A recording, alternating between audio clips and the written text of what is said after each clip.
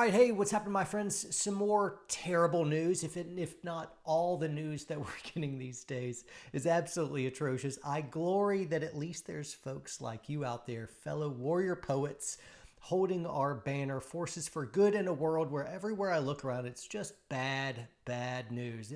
I feel like I'm pulling my hair out of like, is it really come to this? Everything that's happening in the news seems to be beyond satire. So much outright corruption where the good is considered evil and the evil is considered good. I'm sick of it, but I'm glad that you guys are out there, fellow warrior poets, living for higher purpose, ready to sacrifice in the defense of others, and above all, protecting freedom, right? Which makes it all worth it. That's why yesterday's major breaking news regarding a prisoner exchange between Russia and the United States is really pertinent to you guys. Dropping my pen. WNBA star Brittany Griner was held in prison in Russia. I'm going to go ahead and tell you what kind of happened in case you've had your head in the sand in the last 24 hours. That's fine. I check out of the news all the time. I'm going to give you a general idea of what happened and then 3 reasons why this is really, really bad, what this signals, what this means apart from just what happened. So Brittany Griner, WNBA star, is traded for an arms dealer, Victor Bout. Victor Bout is a Russian arms dealer that was imprisoned in the United States back in 2012. This is a really, really, really bad news dude. To put it in perspective, one of his aliases is called the Merchant of Death. Let that sink in. He earned the moniker Merchant of Death, and it wasn't because he was winning tickle fights with his friends. This is a guy who's responsible for the countless lives lost of innocents all around, and as well as equipping bad characters around the globe. Books have been written about this guy, Victor Bout, before, as well as, if you'll remember the Nicolas Cage movie Lord of War, Victor Bout helped inspire that story. So that's who we're dealing with, an incredibly high-level criminal who is known to be able to get around all these sanctions and basically bragged about being able to take anything, anywhere to anyone. That's how good he is at supplying the world's villains around the globe with awful stuff, not just like AK-47s, but we're talking about surface-to-air missiles, anti-aircraft missiles, and big planes and horrible weapons of war, right? So this is Victor Bout, and we've had him in our prison for a very long time. Now Russia's recently, in the last 8-10 months, scooped up Brittany Griner. Brittany went over to play basketball over in Russia. She was scooped up. I think I've got that right.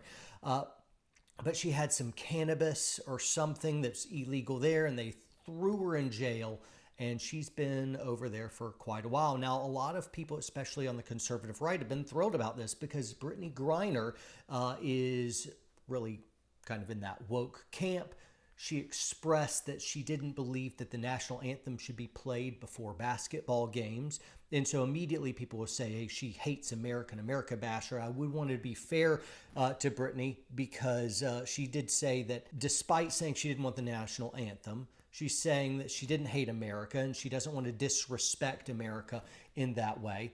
But she thought that America was responsible for all kinds of past atrocities. And so to me, she looks like she's been somebody that's been indoctrinated. Her dad fought in Vietnam and was a cop for 30 years. And so it looks like she's got some sentiments there, but she's been her head filled with all kinds of stuff about how evil America's been in her past. And so she wants to boycott it. Anyway, I'm actually glad Brittany Griner is home. That will be unpopular with some of you. I don't believe this woman should just rot in a Russian prison forever. I do like that she was there for a while to learn her lesson and to be able to come home and be able to look at American soil with eyes anew saying, wow, the rest of the world is way worse than America. Way to go, America. And I hope she just breaks out into song, singing the Star Spangled Banner in the shower and walking through her house and through the stores before games. She's just thrilled about the Star Spangled Banner. I hope she's learned her lesson, but I'm glad she's back.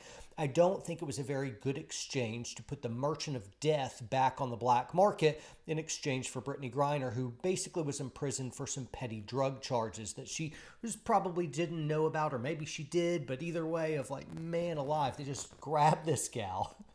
But now that I'm thinking about prisoner exchanges, If I was playing chess, I wouldn't want to trade my queen or a bishop or a rook just to be able to take someone's pawn, and that's exactly what the Biden administration has done. Now we get to why this is a really big deal. We didn't trade evenly across in terms of the strategic global war that's going on. We didn't make a very good swap regarding strategic players, where we could have liberated a war hero, Paul Whelan, who's been in a Russian prison for years and was captured serving his country. We could have asked for the exchange of that, and even so, maybe that would have been a knight for a queen as I'm looking at this. Either way, if we're going to release anyone, let it be war hero, Marine Paul Whelan. That guy deserves to be released. But even strategically, that may not line up, and seeing Victor Bout, he's like a queen as far as Lord of War, Merchant of Death.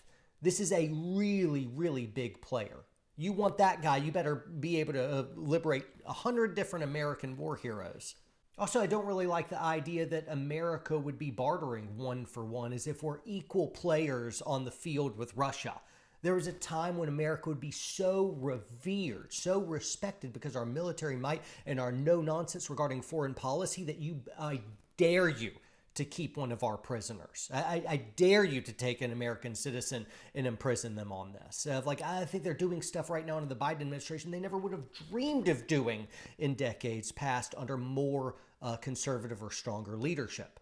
Regardless, I want to get to what all this means. I have 3 things I want to point out of what this signals to me. 1, to the Biden administration and to the far left, the woke agenda is far more important than saving American lives. If you put the Merchant of Death back out there, that means you don't really care about protecting American lives or innocent lives around the globe for that matter. You care more about freeing a black lesbian WNBA player who refuses to sing the national anthem before a game.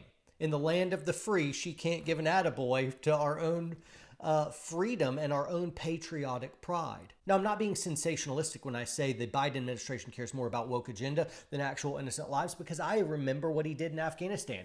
Pulling out, allowing al-Qaeda, Taliban to steamroll over all the innocents, destroying all the rapport and progress that we built. And then we're given 80-something billions of dollars of the most advanced weaponry that we have, of our small arms, our night vision, our vehicles, our helicopters. Just gifted it all to them on a silver platter.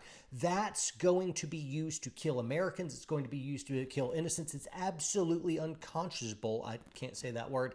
It is absolutely unthinkable. It is horrible, horrible, terrible, terrible stuff. And so the release of Victor Bout is just a continuance of the exact same legacy that the Biden administration is obviously showing. They don't care about you. They certainly don't care about Paul Whelan or war heroes in general. Now, on all this, the second thing I would draw is you better think twice before you or anyone you know joins the military.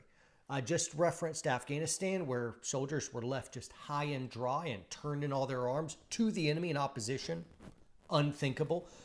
Beware, if you join the military, I'm not saying that you shouldn't necessarily. Some people are called to do that, but man, you better think twice, because this administration doesn't care about spending your life wisely. They could pull the trigger on a stupid mission that accomplishes almost nothing just to be able to turn the spotlight off some political scandal. This is exactly what happened in Mogadishu, Somalia in 1993 with a bunch of my brothers in arms, Rangers and Delta guys alike, who were killed because they wanted to remove the spotlight from some Lewinsky-Clinton kind of stuff going on. The military is becoming far weaker. The leadership is terrible. Wait until you have a stronger lion at the helm as commander-in-chief before you think about joining the military. My 2 cents, and I'm just saying it because I care about you. I recognize, man, we really need military right now. So I don't want to say no one join the military. I'm just saying, man, you better have a calling. You better know what you're getting into, because who knows? The third thing that this prisoner exchange signals, and I've already alluded to, but I want to underscore it now, is innocent lives are going to be taken. And it's not just because the Merchant of Death is back on the warpath. It's because it's a signal to all the countries and terrorist organizations around that America is not going to stand up for its war heroes that are held in prison, that we make foolish mistakes, and that we are not going to be tough on terrorism or arms dealing or any of this stuff of like, we just let them go. Go ahead. coupled with the Afghanistan withdrawal, man alive, could you send a more clear message to the bad players around the globe of we will not keep you in check and we will not rescue our own folks? This is kind of a fourth thing that I didn't plan on doing, but I love to travel. I go all around the world. I was just in multiple different countries, including Israel and Jordan and Turkey.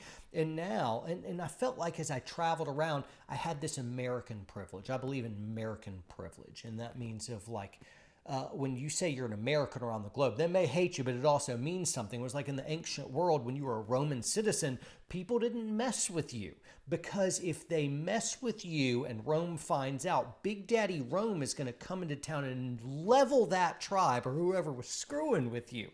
Don't you dare touch a Roman citizen, because they were the superpower of the ancient world. Similarly, America was a superpower of the modern world, not just militarily, but in technology and also monetarily. Countries didn't want that, of like, we will crush your country like a bug just with some economic sanctions. You do not want to mess with America. And that used to be true, and it's true no longer. We're not holding anyone accountable. We don't have that respect and that kind of American privilege. So there you have it, guys. I'd love to hear from you in the comments. What did I miss? What do you think? What are you feeling right now? Are you as ticked off as I am? I appreciate you tuning in. Please subscribe to the channel and toggle notifications bell to all. I'd also add probably the best way to get access to our videos so Big Tech isn't censored is join our app and streaming service, watchwpsn.com. Big Tech censorship keeps doing this more and more and more and more and more, and we really need your support on watchwpsn.com. All our videos are there, and also entertaining shows and my training classes, and holy cow, there's a ton. You almost have to just get in it and just kick around and see what I'm talking about so that you could even appreciate it, because a lot of people look at him like, oh, is it kind of just like YouTube? I'm like, nope, it's not like YouTube. It's got some YouTube stuff on there, but it's not YouTube at all. Training classes, actual shows that are binge worthy and very fun. Check it out. That's all from me. Train hard, train smart, and stay free.